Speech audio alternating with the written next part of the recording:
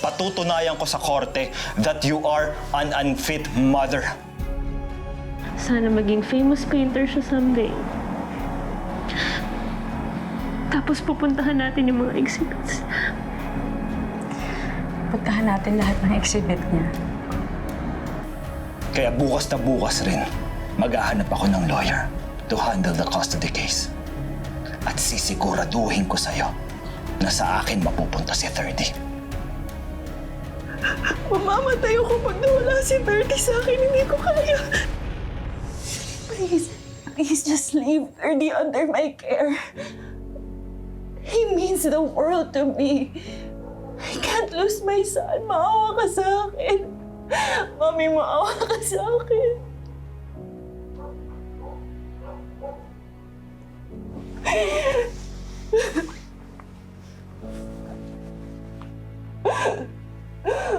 Mami, kung kukunin mo sa akin si 30, you might as well just kill me now.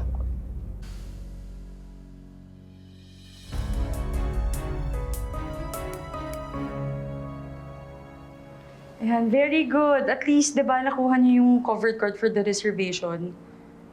At least meron tayong backup location para sa photoshoot. Tama, oh. Sige, sige. Update niyo ako, ha? Okay, bye! Salamat. Beshi, pwede mo rin bang asikasuhin na ma-discharge na ako dito bukas? Sa atin na lang ako magpapagaling. Medyo naboboard na ako dito eh. Beshi, sure ka ba? Kaya mo na? Oo naman. Tsaka para hindi na rin masyadong lumaki yung bill.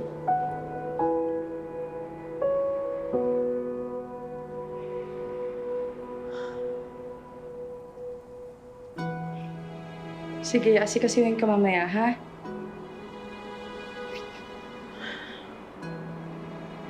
Oh, ang lalim naman nun. Ano na namang hugot natin this time, Beshi? Naalala ko lang kasi, 7 years ago, nung umalis si Bobby, kasama pa natin si Ate Ludi. Pero hindi rin nagtagal, tuluyan na siyang nawala sa atin. Ako, Beshi, kung kasama pa natin si Ate Ludi ngayon, malamang nasumpalpal niya ng nasaklay niya yung si Bobby sa pag-iiwan sa'yo, no?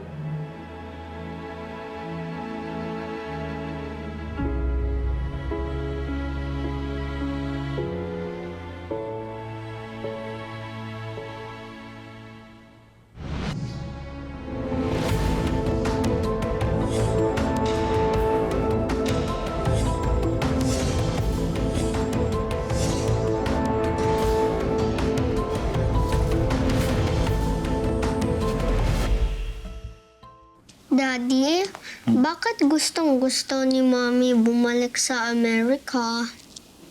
Bakit anak, ikaw ba? Ayaw mo pang bumalik sa US? I will miss Tita Aileen po kasi. What will you miss about her? She's kind, she helps me draw, and she's fun to be with. O basta anak, pagbalik natin ng US, wag na wag mong sasabihin sa mama mo na namimiss mo si Tita Aileen, ha? Kundi magagalit yun.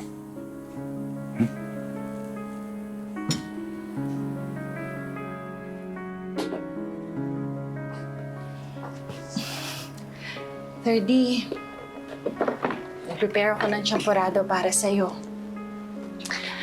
Alam ko, paborito mo ang chocolate, kaya, ayan o, chocolate porridge. Ikaw, Bobby, may tuyo din.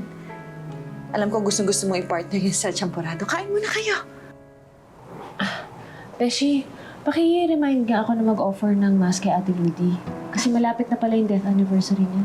Of course. Sure, Miss Beshi. Siyempre, tsaka ngayon ko namang multuhin ako ni Ate Ludi pag tumanggi ako sa inyo. Aba.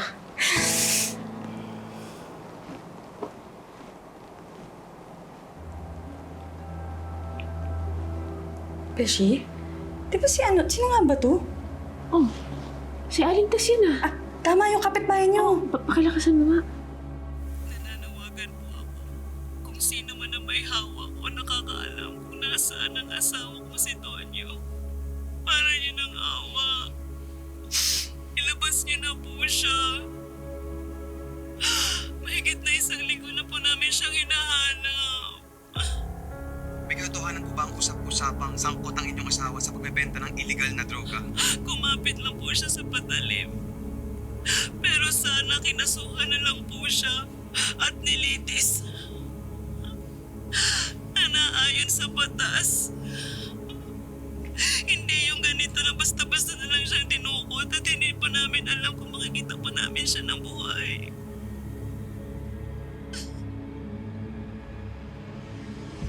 Kawawa naman si Aling Tess. Dalawin kaya natin mamaya.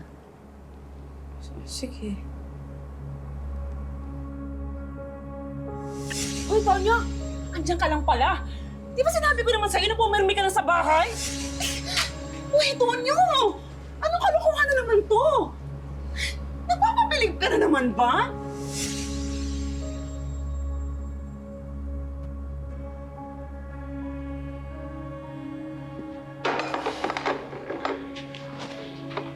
Ang aga mo mag-inom ah. Hanggang gabi na ba to? Kaya mo sinasabi, huwag na lang tayo.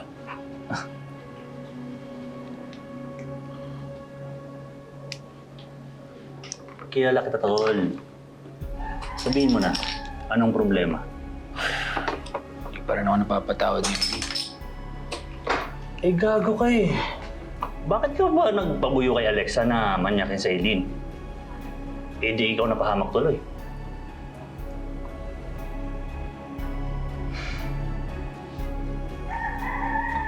Ano, gusto mo ba rest back natin sa Alexa?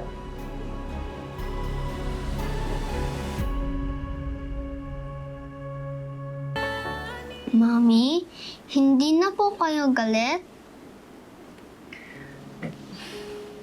Hindi na ako galit. In fact, I want to apologize to you both. I'm so sorry for the way I acted. For every instance na nagalit ako sa inyo at nasungitan ko kayo. I'm so sorry kung lagi akong nagagalit sa inyo. Pero kasi, mahal na mahal ko kayo. At natatakot ako na mawala kayo sa akin. Natatakot ako na baka maagaw kayo ng iba. You're the only family I have.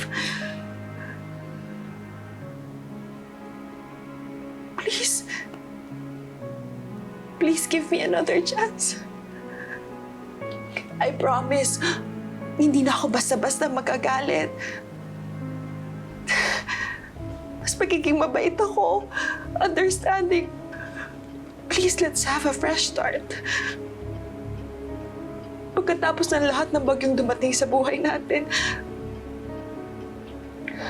let's be stronger and be more solid as a family. I love you both so much. Mahal na mahal ko kayo.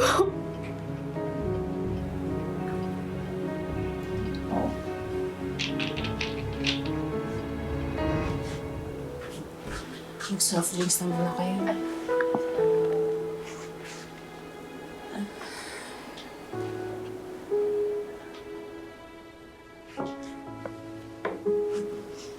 Ay, para po pala sa inyo. Salamat. Kung buhay pa po si Ate Ludi, sigurado kung nakikiramay din siya sa pinagdadaanan niyo ngayon. Sana nga po mahanap na si Mang Tonyo. Ay, sorry po. Pinaalala ko pa siya. Hindi. Okay lang. Ako nga dapat mag-sorry sa'yo, Eileen eh. Dapat matagal na. Po? Bakit naman po? Eileen, pasensya ka na.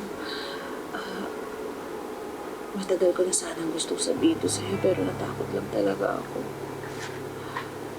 Pero ngayon, nakita kita ulit. Pinabagabag na naman ako ng konsensya ko. Hindi ko po kayo maintindihan. Eileen, alam mo, Totoo yung sinabi ni Tonyo noon na may lalaki siyang nakitang pumasok sa bahay ni Ludi nung nagkasundo. At nakita ko rin yun.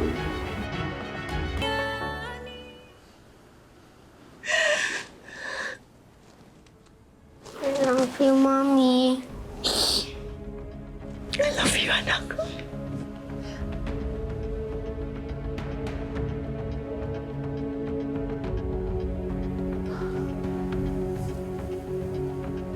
Daddy, you should embrace and kiss Mommy too.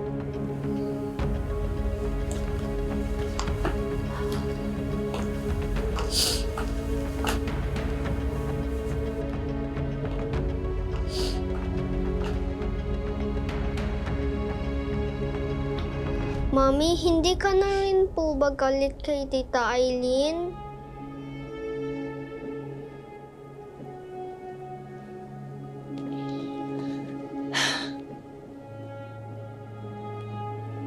Trabaho tayo.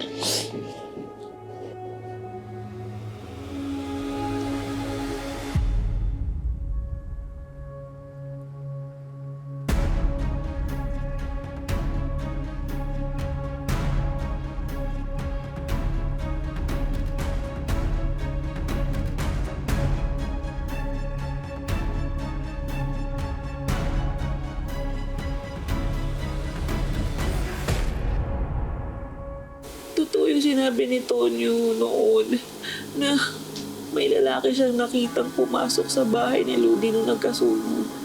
At nakita ko rin yun. Ano po? Sino? Sa maniwala ka o hindi, nung gabing yun, kasama mo siya mismo at inaalalayan ka pa.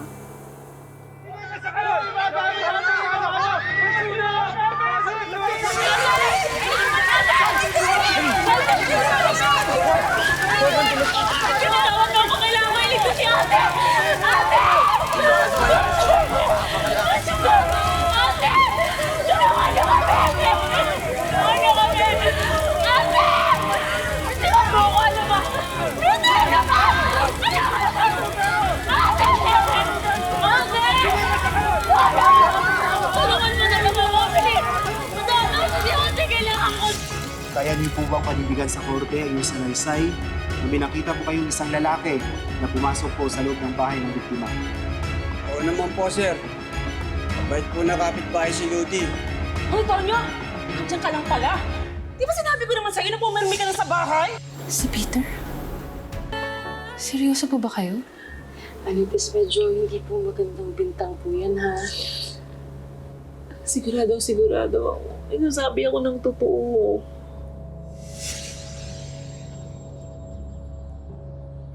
Parusa ka talaga, Tonyo. Hindi pa kita sinundo. Kung malamang inumaga ka na naman ng uwi sa pakikipag-inaman mo kung dyan kay Baring Berto. Pakaining. Birthday lang ng tao. Nagkakasiyahan lang.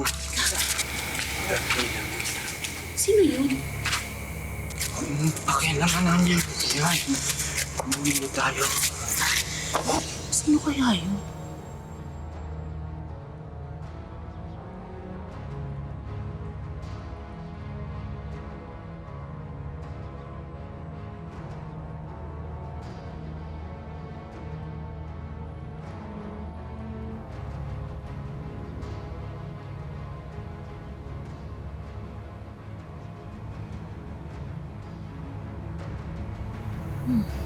Pumasok ka pa talaga.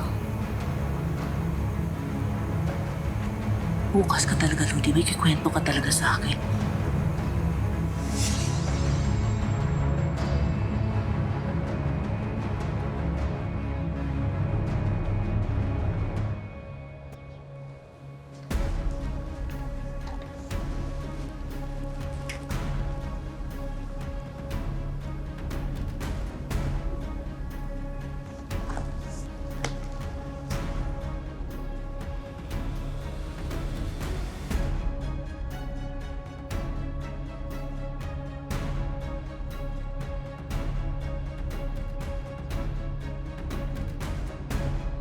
Ba't parang ang bilis no?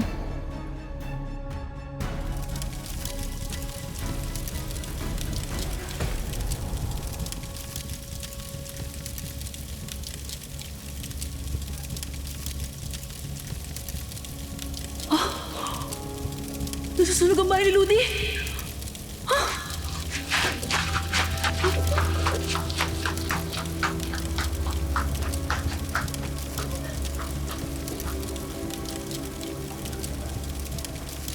kapitbahay! Mga kapitbahay! Mga kapitbahay! Mga kapitbahay! Mga kapitbahay! Mga kapitbahay! Tulong! Sunog! Mga kapitbahay! Ako, nasunog ang bahay ni Ludi. Sorry. Kung nagsinungaling ako sa'yo ng gabing yun.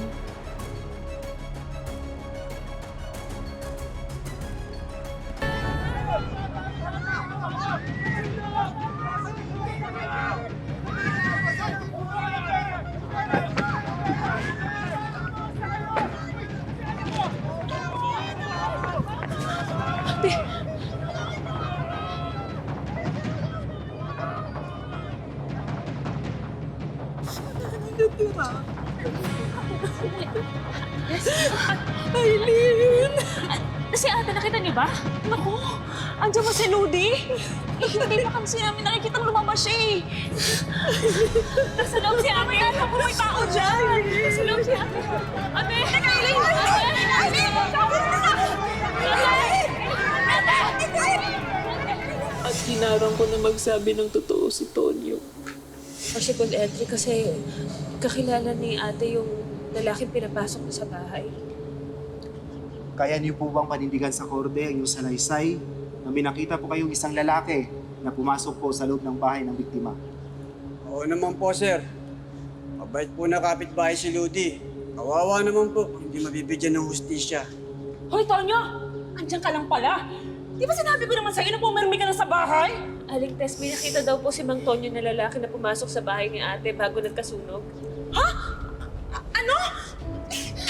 Uy, Tonyo! Anong kalokohan na naman to? Nagpapapilig ka na naman ba? Lasing na lasing mo to kanina nung umuwi ng bahay eh. Sir, napasensya niyo na itong asawa kong to. Kilala to? Kung ano-ano lang kabalastugan ang pinagsasabi nito paglasing. Pero paano po kung nagsasabi siya ng totoo? Ako ma'am, mahihirapan po tayo sa korte na mapatunayan kung siya lang po ang witness ko. Anong korte-korte? Ano mo, Tonyo? Ipapahama ka talaga dyan sa pagiging nasenggo mo eh. Natakot ako na madawit ang pangalan niya at naimbestigahan ang mga ginagawa niya na illegal na droga at pagbibenta ng droga. Siyempre, asawa ko yun eh. At sa tuwing naaalala ko yun ngayon, pinapagabag ako ng konsensya ko kasi hindi ko nabigyan ng hustisya si Ludi. Pero Aling Tess, sigurado po ba kayo na yung nakita nung kasama kong lalaki nung gabing yun ay yung pumasok sa bahay ni Ate Ludi? Aling Tess, hindi po magandang paratang yung sinasabi ninyo. Sigurado ako.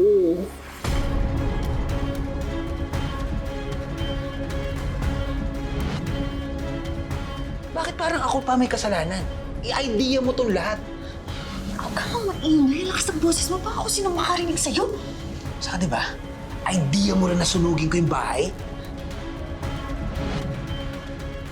Ako naman, miss kita. Kung paano mo ako napapahappy, tsaka napapasmile. Thank you because you made me feel like a mommy again. Kahit sandaling panahon lang. Sorry na nagkamali ako! Damay kami sa pagkakamali mo. Tapos ang lakas ng loob mo, natakutin ako, na ilalaglag mo ako. Kami ni Frida? How dare you? Pwede ba, Peter? Huwag kang magmalinis. Because whether you like to admit it or not, nakinabang ka dahil mukha kang pera.